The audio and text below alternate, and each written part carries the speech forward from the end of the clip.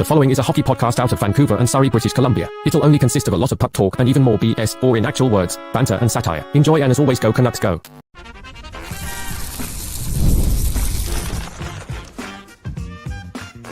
You're Locked On Canucks, your daily podcast on the Vancouver Canucks. Part of the Locked On Podcast Network, your team every day.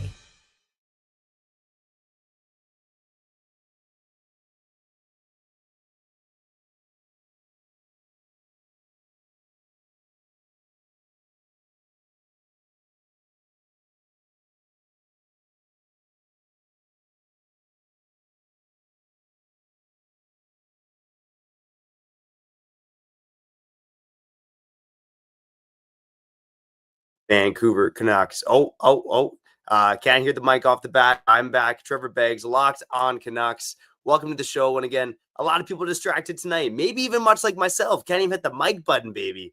Unbelievable. But for those who may have missed the game or had one eye on the Jays or the Lions, I'm here for you on Locked On Canucks. The Canucks lose 5-2 to the Minnesota Wild in this one. But it was one of those games where the score wasn't quite as bad as the results might have indicated. This is a very undermanned Canucks team right now. We all know it, facing a slew of injuries. And there were some positive steps in the right direction, let's say, tonight. But let's get into Adam Foote. I think he had one of his better games as a Canucks coach. We're starting to see some trends now with Adam Foote that fans, I think, can be excited about. Believing that this guy isn't just some out-to-lunch rookie head coach, because Kyle and I talked about it heading into the season. If Adam Foote got off to a bad start, he was a guy that could have been on a short leash, because so much matters for the Vancouver Canucks right now. I know a lot of other stuff going on in sports matters, but a lot matters for your Vancouver Canucks, even with Quinn Hughes out of the lineup, especially with Quinn Hughes out of the lineup. And just looking at the ice time tonight for the Vancouver Canucks forwards, it seems like Adam Foote is starting to get a grasp on what works best, how we should have his guys out there on the ice. And, my one caveat is that Evander Kane's still at the team in even strength ice time, but just looking at how he deployed his lineup, Pettersson, Besser, and Sherwood, the three forwards with the most ice time tonight for the Vancouver Canucks. And I got some first line theories as well, but those are the three guys who should be out there the most for this team. Those are the three guys that should be in that 18 to 20 minute range. Pettersson with 22 minutes, Besser just under, and Kiefer just under 19 minutes. Jake DeBrusk, Drew O'Connor getting a bit of a bump. Drew O'Connor having a good stretch of games here for the Vancouver Canucks. And he was one of those guys where I didn't think it made a lot of sense to keep him and move off of Dakota Joshua. I was vocal about that. Everydayers know. But you could see the speed out there. You could see the tenacity. There was one play in the third period tonight. He has three guys on his back, and he manages to get the puck out to his teammate. He's just a strong guy on the boards there and rewarded with 2 goals tonight. And honestly, there's Murphy's Law in the NHL, and more about that and Elias Pettersson in a bit too. But Drew O'Connor has been playing the right way for the last handful of games, winning forechecks. Obviously, maybe Kiefer Sherwood's rubbing off on him. That could be playing into it as well. But a guy who's getting rewarded for some good things out there. Scores a goal tonight, set up by that dreaded line of Atu Ratu, Drew O'Connor, and Mackenzie McEachern. Oh, my God. They were statistically the best line for the Canucks tonight. A couple great shifts out there. But Drew O'Connor bangs home a couple goals, gets rewarded in terms of the ice time as well, playing 15-37 overall. And a guy like Lucas Reichel as well. I mean, this was a guy who Adam Foote was force-feeding him minutes early in his Canucks tenure. And although he's had some good looks, he's a guy that, again, isn't winning a ton of draws and is a bit of a pushover out there, to be honest with you. Again, I like what I'm seeing from Lucas Reichel in terms of the offense and finding that space. He had another chance in the slot tonight that he missed. He's going to start burying some of those. But this is a guy who, on the defensive side of the puck, in terms of board battles, isn't a guy you can really rely upon out there. But I think Adam Foote just slowly figuring things out at forward in terms of his ice time. And even tonight on defense, scaling back the minutes for Filip Hronek. And, you hear Adam Foote talk a lot about managing things in terms of the ice time for the Vancouver Canucks. And Filip Hronek is a guy who's been playing a ton right now for this team. I will say, though, one of the adventures of there tonight really did feel like Tyler Myers. Tyler Myers almost solely at fault for one of those back-breaking wild goals in the third period in this game. Again, the Canucks are in it 2-1. Vinny Hinostroza just buries it. And it was just like, that was a back-breaking goal for this team. Tyler Myers trying to make the check in the neutral zone, gets beat, flat-footed, 2-on-1. DPD is left to defend, and it doesn't go well for your Vancouver Canucks. And I thought DPD, again, himself had a bit of a rougher night. Pierre-Olivier Joseph really looking like a 7th, 8th guy. Kyle Burrows is on waivers today. I'm wondering if Kyle Burrows makes more sense in this lineup than Pierre-Olivier Joseph. That's where I'm at right now with Pierre-Olivier Joseph. And man, oh man, let me know in the comments if you think the Canucks should claim Kyle Burrows. Hey, at least he was standing for teammates, okay? Because, again, Marcus Pettersson got rocked tonight. No one really stood up for him, although Tyler Myers did sit up for Max Sasson after he got rocked by Mark Foligno, I should say. Again, the Canucks could use some more toughness. And Pierre-Olivier Joseph, again, this team is so banged up right now, man. Just even getting, Quinn Hughes back, of course, would be a big deal. But even Victor Mancini, that guy can do better than Pierre-Olivier Joseph. I just say statistically the best line for the Canucks tonight was the line of Aatu Ratu, Drew O'Connor, Mackenzie McEachran. The only Canuck line that was actually above water in this game, although most lines were close. And I do have some theories about the top line in particular right now. And it might not be that much longer that we see this line, especially if Garland is expected back in the lineup by the time the Canucks get home. Again, one more game left on this road trip. But right now, Jake DeBrusk, Brock Besser, Elias Pettersson. You could see moments, especially from Pettersson and Besser, where they can control the puck in the opposition's end, move it around. But you see it in the shot attempts tonight. They're just not a line that generates enough when they're together on the ice. Again, Elias Pettersson, I think Murphy's Law is coming for this guy. I know the points aren't there. Doesn't get on the score sheet tonight. So what is it now? 8 points in 13 games, 3 goals. It's not good enough for a guy like Elias Pettersson, who the Canucks are relying on so much right now. Again, playing big minutes for this team.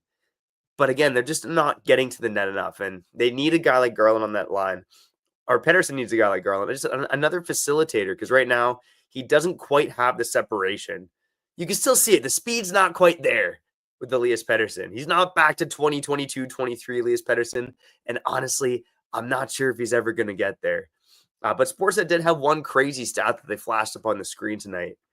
And that was the fact that Elias Pettersson, top 10 this season in terms of winning puck battles on the boards.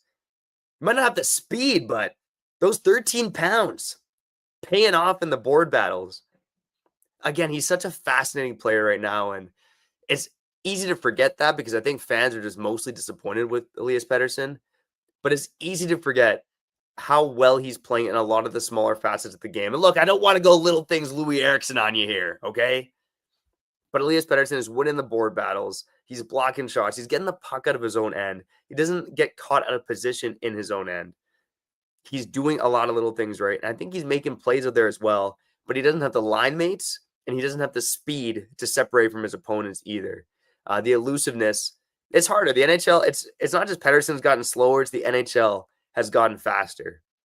It is harder now than it was 2, 3, 4, 5 years ago for Elias Pettersson to really separate from opponents like he did before. And again, this is a guy who looks like he lost his step, but I just want people to remember as well that the NHL has also gotten faster around him. Again, the Canucks lose 5-2 to the Minnesota Wild. Thatcher Demko tonight. One of those games where he really stood on his head and kept the team in it. And it's hard to fault him for what kind of happened in a couple minute span in the third period. Again, the Wild, they scored 2 goals within 2 minutes at the 4:07 mark and the 5:46 mark of the third period in this one. One goal, you blame Tyler Myers for completely. He just got caught flat-footed in the neutral zone, 2-on-1. The other was just Thatcher Demko. He tried to catch it in the crease, and it slipped through his body. It was just the most human-looking play from Thatcher Demko so far this season because he looked unreal out there. But again, Thatcher Demko, he's going to have a bad goal or two that goes past him. If it was going to happen, it made sense that it happened in this game when it was already 3-1 and the Canucks weren't likely to come back. And again, hard to fault Thatcher Demko in this one. But again, he's looking great for the most part this season. But it was the first moment where it's like, this guy looks human.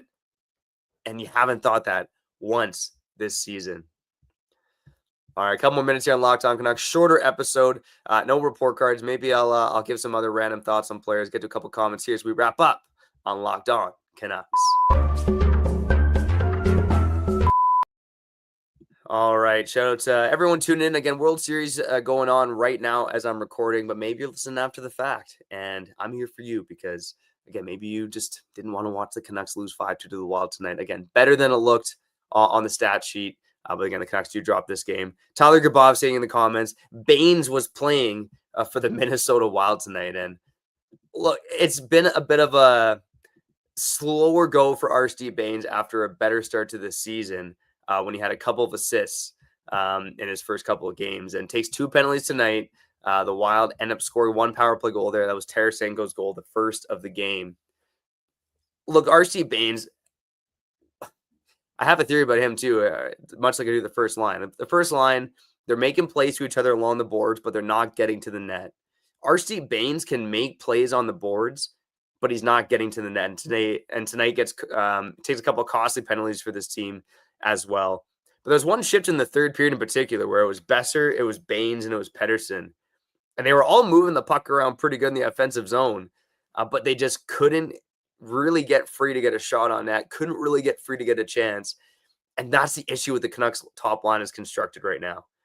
You need someone with speed on that top line alongside Pettersson because while he's got good enough breakaway speed, he's just doesn't have that same slipperiness he did before. And Baines and Besser isn't going to cut it. DeBrusk and Besser isn't going to cut it.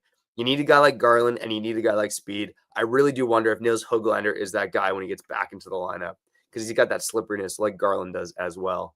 But yeah, RSD Baines overall, again, he's a Surrey boy, man. I'm from Surrey here. I want to see him succeed. I want to see him do well, but he's starting to fall behind the 8 ball. Both him and Linus Karlsson, I think, are starting to look like the next guys out of the lineup if some of these other bodies come back to the Vancouver Canucks. Probably Mackenzie McEachran's the first guy, but hey, he was on the best Canuck line tonight, okay? Primary assist on the Drew O'Connor first goal of the game. Linus Karlsson, the low man at ice time tonight. I just think Baines and Karlsson are starting. Again, in the AHL, I think those guys were able to make plays because the speed is slower, right? And now in the NHL with the pace picking up, they're just not quite there. The Canucks weren't quite there tonight overall. I'm going to get out of here. Again, O'Connor, again, if you're just tuning in, he scored 2 goals tonight, the first 2 goals of the season for Drew O'Connor. Keefer Sherwood's rubbing off on him. He's looking fine. Baines and Karlsson, not so much. And again, the Canucks really just trying to weather the storm here. They're doing the best they can. They'll be back on Tuesday. Kyle and I will be back on Monday. I'm Trevor Beggs, and you've been listening to Locked On Canucks.